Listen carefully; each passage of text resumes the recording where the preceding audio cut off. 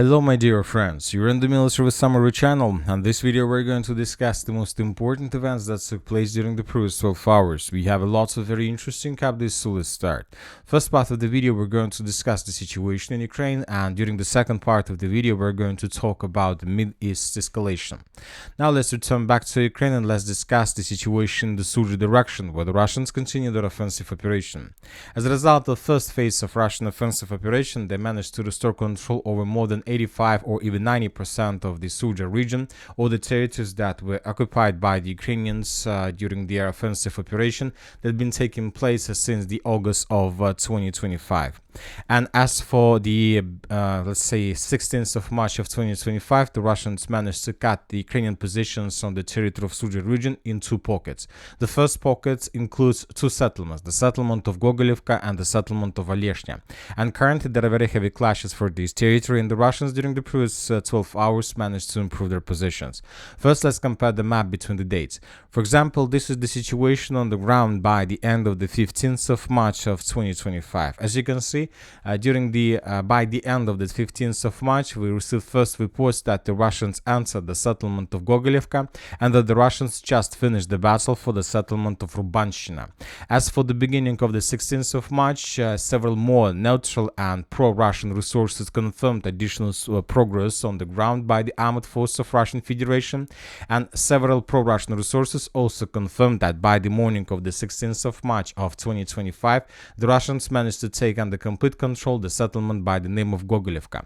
As for now, we are not going to adjust the map because we are going to wait for additional updates from more reliable resources, and we believe that today the Minister of Defense of Russian Federation will not confirm control over this settlement. Most likely the Ukrainians still have their presence on the territory of the village, and the Ukrainians are trying to show fierce resistance. And the thing is that the more the Russians are moving closer to the border, the more the Russians are getting closer to the settlement of Yunakivka. And this is the heart of Ukraine border defense, defense line. If Ukrainians lose the settlement of Yunakivka, it's going to be very difficult to predict and to project how exactly the situation is going to develop further. Because if Yunakivka falls, who says that the Russians are not able to take under control the city of Sumy itself? Another pocket is the southern pocket between the villages of Gueva and the village of Garnal. I'll remind you that yesterday, during the 14th of March of 2025, we got a lot of reports, we got a lot of different articles related to the situation in this area, and the first pro-Russian resources reported that the Russians, as a result of offensive operation, managed to answer the central and the northeastern part of the village. But as for the beginning of the 16th of March, we see no changes in this area. Most likely the Russians managed to answer the territory of the village, but then the Ukrainians counterattacked and forced the Russians to fall back. And most likely the Russians realized that they have no chances to attack the city, the village of Guivo, from the northeast and from the east. So that's why the Russians began advancing in the northwestern direction from the village. And according to information we have and according to different mappers, the Russians managed to take under control this part of the forest. So let's compare the maps. So this is the situation by the end of the 15th of March, and this is the situation by the beginning of the 16th of March. Obviously, we can project the further Russian progress, and most likely they're going to advance further in the southern direction with the purpose to get as close as possible to the settlement by the name of Garnal. If the Russians are able to take these territories under complete control, then most likely they will force the Ukrainians to fall back from the village of Guiva towards more reliable positions along the border. So this is the situation. We see that the Russians are entering the final stage of the special military operation, and you know that the Russians are attacking these fields using not all forces they have, because currently a lot of Russian soldiers, a lot of Russian units are involved in the Sudzha clearing operation. For example, during the previous 12 hours, we got lots of videos how the Russians managed to capture and secure lots of territories, lots of buildings, lots of square kilometers of the city of Sudzha. And furthermore, the Russians managed to capture a lot of trophies. In this video, we can see another infantry fighting carrier that was captured by the Russians during the Battle of Sudzha.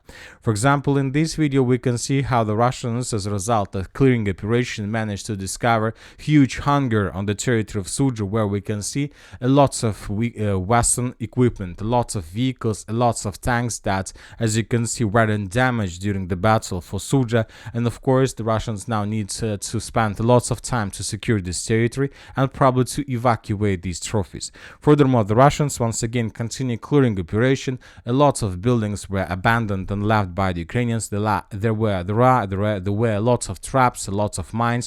Now the Russians need to spend lots of time to secure this territory, and this is the reason why the Russians can move further. Lots of forces, lots of units, and lots of soldiers are involved in this operation, while the Russians are using limited contingent to continue the battle for the border. Furthermore, several pro-Russian resources reported that the Russians, the armed forces of Russian Federation, continue advancing in the area of the village by the name of Basovka. And this is the direction where the Russians are not planning to stop. Once again, the main purpose and the main target of the Russians in this territory is to take under control the settlement of Belovody, Yablunovka, Yunakievka, Loknya, and of course the village of Basovka. If the Russians are able to establish complete control over these territories, once again, the Russians will be able to get as close as possible to the city of Sudzha itself, and this will allow the Russians to establish complete FPV drone control over these forests. And then the Russians will start thinking whether to move further in the Sumy direction or to open another front line somewhere, let's say in the northern part of Ukraine, or to redeploy forces, let's say, to the city of Pokrovsk. Because today several very reliable pro-Russian resources reported that the Russians began redeployment forces from the Kursk direction in the direction of the city of Pokrovsk. Maybe the Russians are planning to finish this battle first before thinking what to do next. Now let's continue and let's discuss the situation in the northern Kupiansk direction. We haven't received lots of updates about these territories since the beginning of the night, but one important update was published this night by the pro-Ukrainian mappers Deep State. So let's compare the maps. For example, this is the situation by the end of the 15th of March of 2025, but by the morning of the 16th of March of 2025, the pro-Ukrainian sources adjusted their map, showing as if the Russians crossed the river of Oskol in the vicinity of Kamenka in the second place. This is very interesting piece of news because the pro-Ukrainian sources tried to make this piece of news as invisible as possible, But based on the report of the Deep State, we have adjusted the map showing additional territories that could be taken by the Russians during the previous night. And now we see that the Russians are planning to intensify, and they're intensifying their activities with the purpose to establish complete control over the village by the name of Kamenka. And this is another territory that was taken by the Russians along the river of Oskol. And as you can see, the edge Russian positions are moving very close to the city of Kamenka itself. So most likely, while the Ukrainians were trying to counterattack the Russians in the area of Figilivka, and while the Ukrainians were trying to counterattack the Russians in the vicinity of Sinkovka and Liman Pershi, the Russians move their focus towards Petrikivka and Kamenka with the purpose to establish these settlements on the Ukrainian side of the river of Oskol. Now let's move further and let's discuss a situation in the Toretsk direction, because very interesting details and updates are coming from this territory. And you know that during the previous 72 hours, the Russians managed to improve their position significantly. You know that Ukrainian counter-offensive operation in this region started somewhere at the beginning of the March. And during the first days of March, the Ukrainians managed to improve their position significantly in the area of the city of Toretsk. And for example, this is the situation by the end of the February. This is the map of the city of Toretsk by the end of the 25th of March of 2025.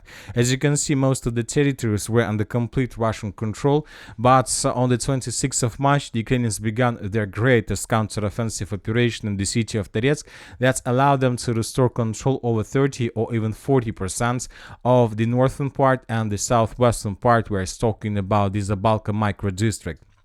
And of course, the Russians, under such a pressure that was introduced by the Ukrainians, were forced to fall back towards the central part, towards the citadel, with the purpose to regroup themselves. And as I understand, somewhere at 10th or 11th or 12th of March, the Russians finished the regrouping process, and then the Russians began counter-offensive operation. The main task for the Russians was to handle with every single breakthrough point separately. And first, the Russians began, let's say, handling with the breakthrough of the armored forces of Ukraine in the western part, and as a result of several counterattacks, the Russians managed to restore control over the border of the city of Toretsk. Then the Russians began counterattacks in the northern part with the purpose to eliminate this pocket of resistance, these pockets of Ukrainian positions in the central part, and by the end of the 16th of March of 2025, as you can see, the Russians managed to encircle the Ukrainians in this pocket. Most likely, the Ukrainians have already abandoned their positions from this territory, or they would do this during the upcoming night between the 16th and the 17th of March of 2025. Otherwise, the Ukrainians would be caught in cauldron without any possibilities for evacuation.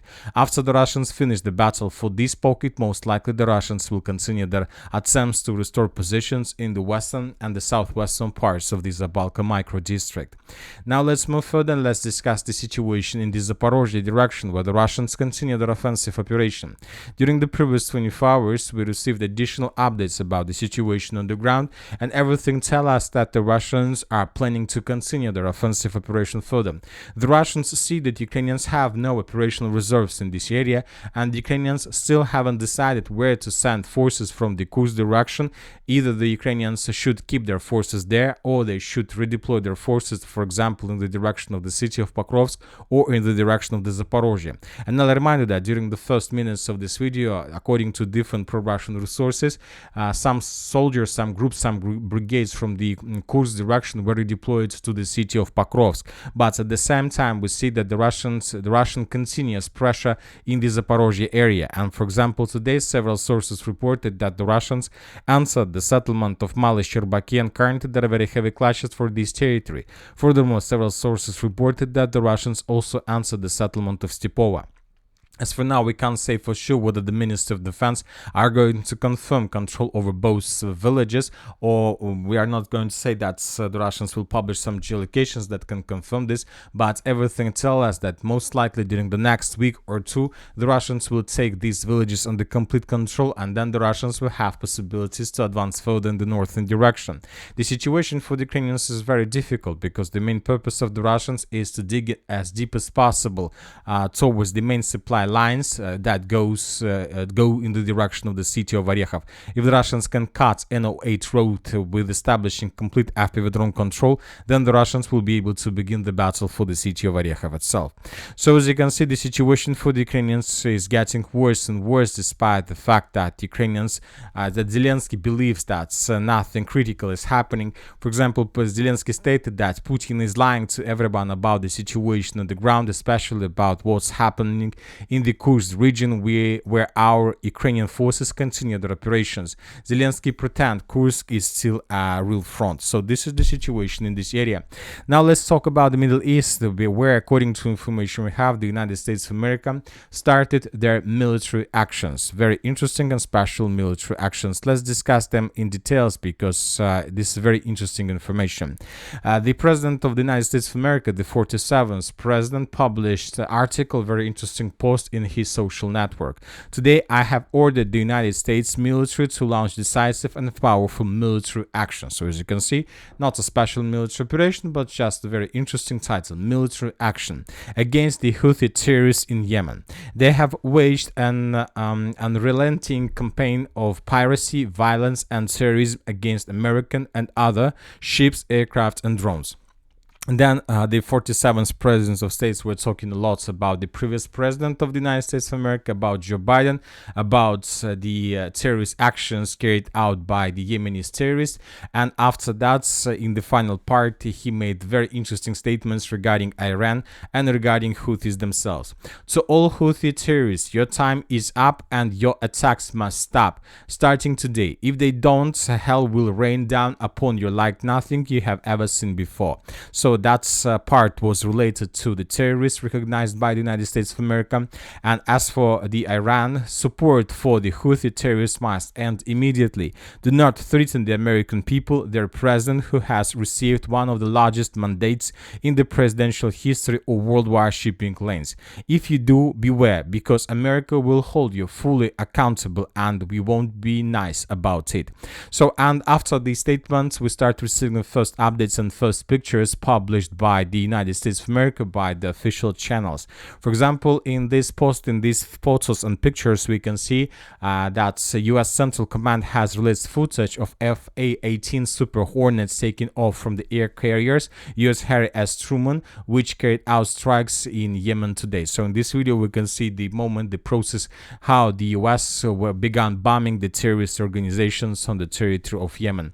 So later, we got another video published by the U.S., some pictures how the U.S. were flying, some pictures how the U.S. were, let's say, attacking the territory of Yemen with the Tomahawks. This video was also published by the U.S. Central Command, and many other things published by the US authorities. And after the first videos were published, we start receiving videos and photos from the territory of Yemen. First explosions occurred on this capital of Yemen in Sana'a. The sources reported that the US were bombing and attacking the military objects and the headquarters of the Yemeni authorities and Houthis hierarchy and Houthis authorities as well.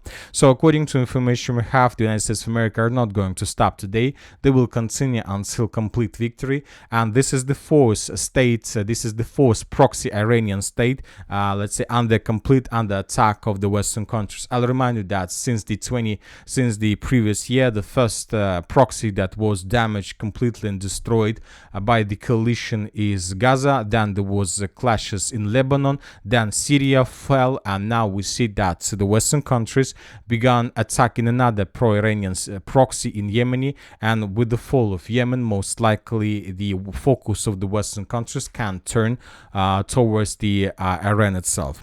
And that's it for today. For the short video military summary, channel reminds we condemn any violence in the world. Thank you for watching. Subscribe to my channel, put your likes, join my Patreon, and have a good day. Bye bye.